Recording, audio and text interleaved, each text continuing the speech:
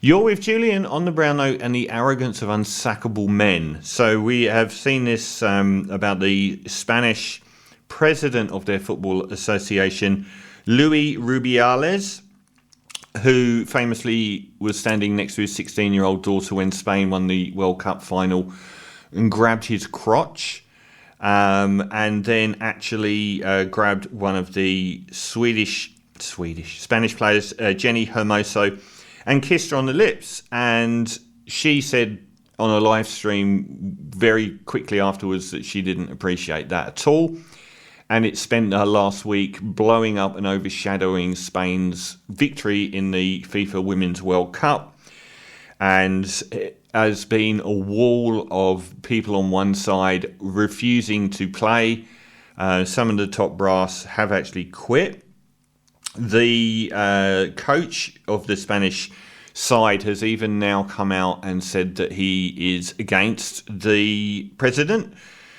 So he was the one that was most standing by him, because he was the one that Luis Rubiales stood by him, because there was a massive player revolt where many of the female players refused to play for their managers, calling him abusive. And they were reluctant to sort of be seen with him at the final whistle, and it's all got very nasty. But particularly the kiss has been a moment of showing, like, you know, at this moment of peak feminism of the success of the FIFA Women's World Cup, of this guy shoehorning him in to the moment and grabbing a woman without consent.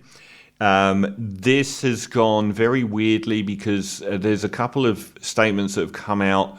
Initially, one that was attributed to Jenni Hermoso, where she supported the president of the Spanish league, and then it came out that she hadn't said any of it. It was just sort of written in her name. And now that the Spanish FA is talking about actually prosecuting her for lying. So it's incredible to think that this piece isn't really about him and what he did. It's just about how men in these positions can cling on to power. At the very least, he has put himself above the moment for Spanish women's football. So they're actually now prosecuting her. That's how far it's gone. So 80 players, I think, connected with the Spanish women's team have stood down until he's gone. And FIFA have temporarily suspended him. But the Spanish league that he presides over, or the Spanish Women's Federation that he presides over, is actually pursuing the player.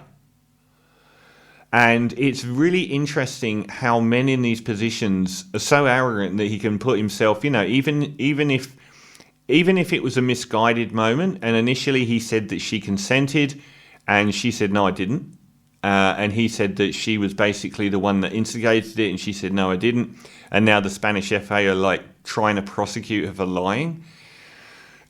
Even if it was a misjudged moment, the amount of damage he's caused and the amount it's overshadowed Spain's victory in the Women's World Cup, you would think that you would step down. But he hasn't.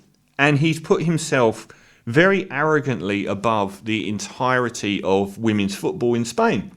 But it's not an unusual scenario, because women in those situations are sacked on the spot. They barely sit down and they're gone.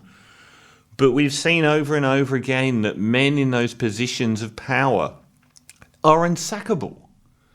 You see people like Scott Morrison, no matter what they did, they were never removed from their job until he was voted out. But there were so many scandals, so many things he said that were awful.